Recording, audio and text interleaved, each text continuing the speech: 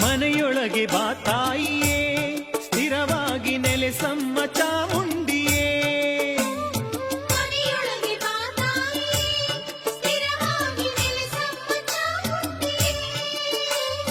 ಮಮತೆಯನ್ನು ನೀ ತೋರುತ್ತಾ ಮನದಲ್ಲಿ ನೆಲೆಸಮ್ಮ ಶ್ರೀದೇವಿಯೇ. ಮಮತೆಯನ್ನು ನೀ ತೋರುತ್ತಾ ಮನದಲ್ಲಿ ನೆಲೆಸಮ್ಮ ಶ್ರೀದೇವಿಯೇ.